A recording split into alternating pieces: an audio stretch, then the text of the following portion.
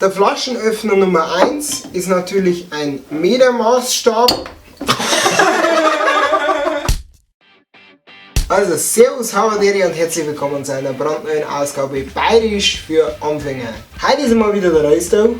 Havaderi. Und die, die mich auf Facebook verfolgen, die haben wahrscheinlich auch schon gesehen, um was das sein geht. Und zwar Biersorten. Und damit fangen wir jetzt mal an. Also, als erstes haben wir da ein helles. Klassisch in der Bügelverschlussflasche. Das helle, wir schenken jetzt nicht immer gleich ein ganz Glas rein, weil sonst ist der Reis blau bis er heimkommt. Nicht, dass ihr mal seht, weil das alles ausschaut. So, ein helles ist, weil es der Name sagt, hell. Das ist so das klassische Bier, was eigentlich am meisten getrunken wird. Oder? Dann nehmen wir mal einen Zug. Reise. Prost.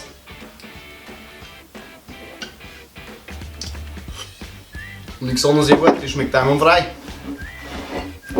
Vom Geschmack her eher süß, eher herb. Ja, ne, ein wenig herb, aber kann ich nicht weiterempfehlen. Des Weiteren haben wir ein Pils. Da braucht man jetzt normalerweise ein Pülsglasl, aber da bei uns eigentlich überhaupt kein Pils getrunken wird, braucht man kein Pülsglasl. Der Flaschenöffner Nummer 1 ist natürlich ein Metermaßstab.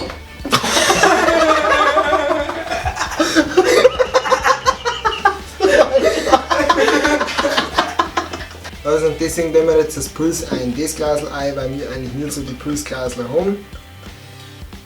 Puls, das schaut auch relativ hell aus. Vom Aussehen ist nicht viel Unterschied zum Hellen, aber vom Geschmack schon eher. Mahlzeit.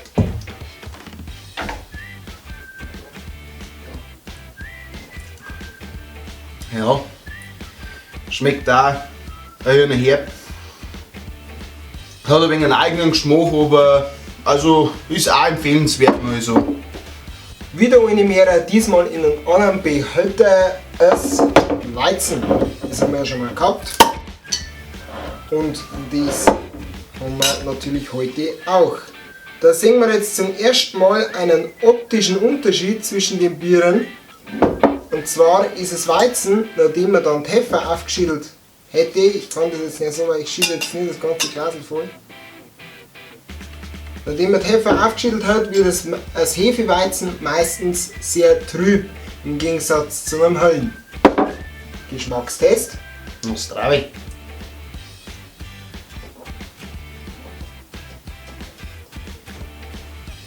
Ja, also das Weizen schmeckt auch ein wenig bitter. Ich bin ja selber Weizenfan, also mir schmeckt es schon. Ist aber zu jedem anderen schmeckt jeden anders, also ich kann es nicht empfehlen.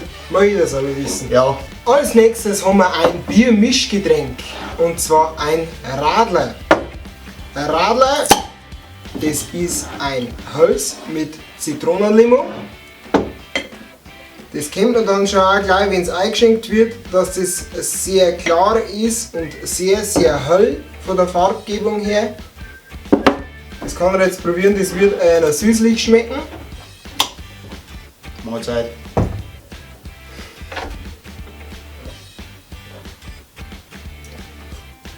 Ja, schmeckt süßlich, ist auch gut. Bevorzugen von uns eine Mädle, aber trinken auch viel. Sogenannte, laut unserem Kollegen Vollgerät, sogenannte Radlertrinker. Genau. Das nächste Biermischgetränk ist ein Russ. Ein Russ, das ist ein Weißbier mit einem Zitronenlimo.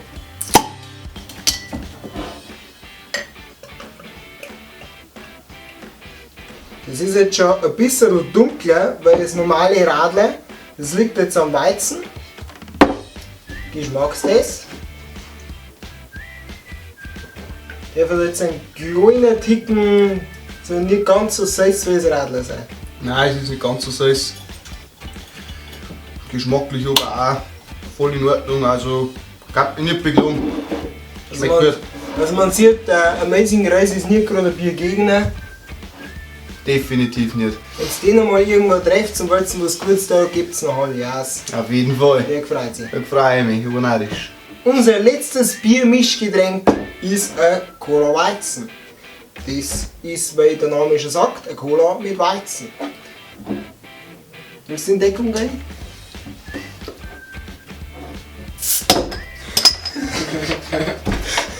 Das war wieder ich. Da haben wir jetzt ein Weizenglas. Der Cola-Weizen ist aufgrund des Cola-Anteils natürlich schon mal sehr dunkel. Sieht man jetzt da aber immer nur relativ klar. Na, Stravi.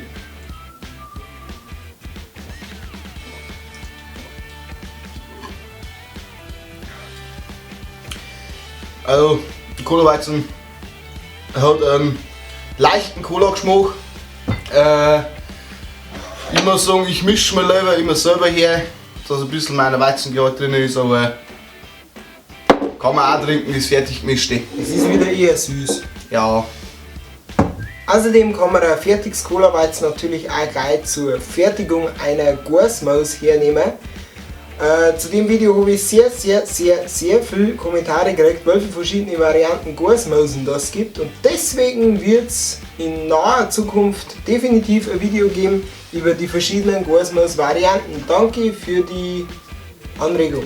Unser nächster Kandidat ist ein Kristallweizen.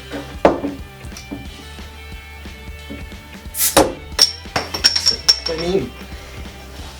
Punkt für mich. Der Unterschied zwischen einem normalen Hefeweizen und einem Kristallweizen wird beim Einschenken sehr schnell klar, im wahrsten Sinne des Wortes. Kristallweizen ist kristallklar. Geschmackstechnischer Test. Bitte schön. Salute!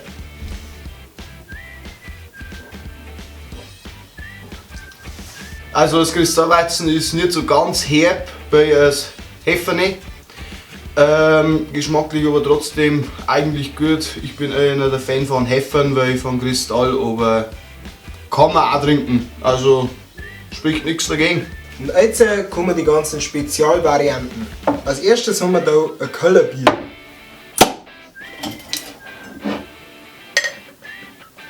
Beim Kellerbier sieht man jetzt zum Beispiel, dass das schon wieder deutlich dunkler ist. Weil jetzt ein Holz zum Beispiel oder ein Kristallweizen, das ist schon deutlich dunkler. Geschmackstest.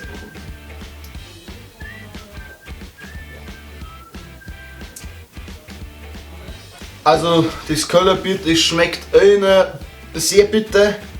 Im Gegensatz zu einem Hefe- oder Kristallweizen, den wir gerade gehabt haben, ja, ist sehr bitter und schmeckt also Gewürze schmeckt es halt ein wenig lasser, aber sehr bitter. Unser nächster Grundkorkenkandidat ist es Dunkel. Der war ein Streifschuss. Das war ein Streifschuss, ja. Ein dunkles, weil der Name schon sagt, dunkel. Mahlzeit.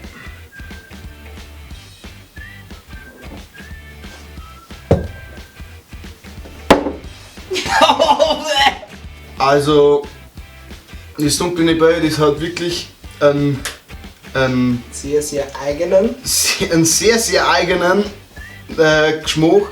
Also ist wirklich gewöhnungsbedürftig. Hat auch einen sehr bitteren Nachgeschmack. Also im Gegensatz zum Kellerbier ist das sehr bitter. Also man muss, ein dunkles Bier muss man wirklich nie, wenn man das trinkt. Ja. Also das ist wirklich ein ganz spezielles. Einer unserer letzten Kandidaten ist das Bockbier. In dem Fall aus Dorffest City. Geschimmert. Geschimmert gescheit. Das ist ein Gericht.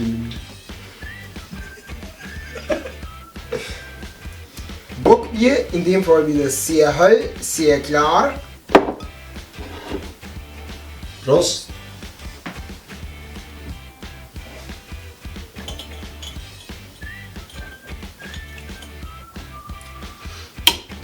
Also ist jetzt halt gar nicht bitter, ein bisschen herb, ja. So geschmacklich eigentlich voll in Ordnung. Nach dem Bock kommt natürlich der Doppelbock. Vorbei. Ich schaffe ihn schon noch. Der Doppelbock ist jetzt ein bisschen dunkler. schon fast rötlich ein bisschen. Ja, lasse es sich schmecken. Auf jeden Fall. Prost.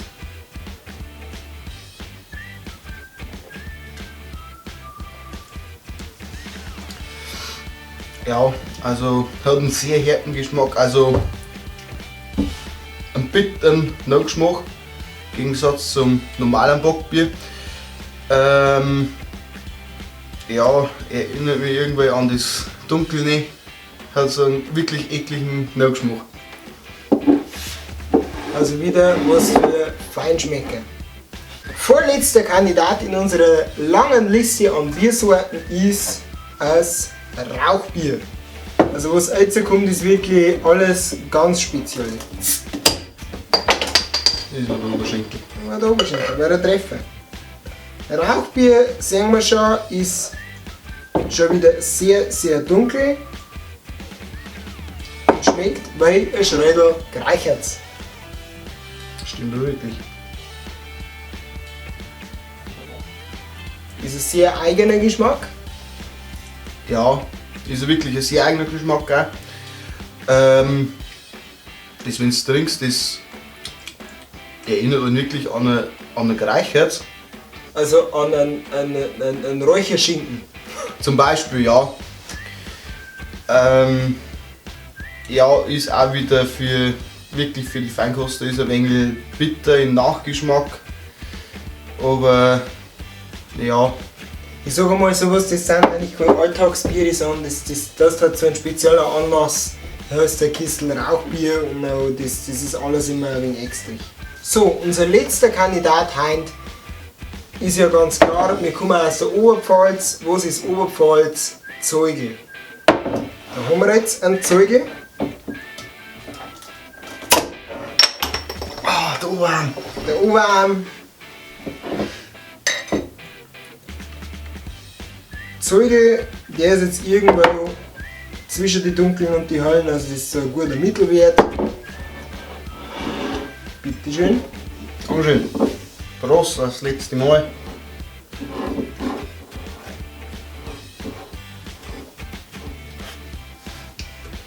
Ja, halt.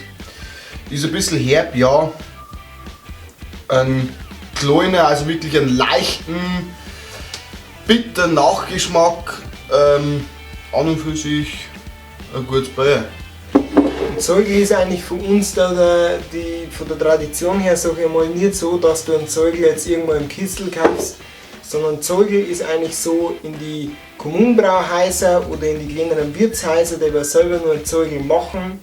Da hängt dann ein Zeuglstern vom Fenster und dann weißt du, okay, da gibt es wieder einen frischen Zeugl. Und dann wird er auf einen Zeugl hingegangen, Zeugl gesoffen und Brotzeit gegessen. Man kann also nicht nur saufen, sondern auch Musik machen. Wir machen jetzt noch ein Restelfestel, weil da wird uns nichts anderes übrig bleiben. Der Rest ist halt am Morgen beieinander wie eine Sau. Und wir meinen jetzt das noch fachgerecht entsorgen. Wenn Sie versteht, was ich meine. Nicht weggeschehen. Nicht weggeschehen. Also, wir sehen uns beim nächsten Mal. Ich hoffe, ihr bleibt dabei. Könnt gerne ein Abo da lassen. Denkt allweil dran, seid freundlich, habt Ehre, Servus. Machen wir mal gleich auf.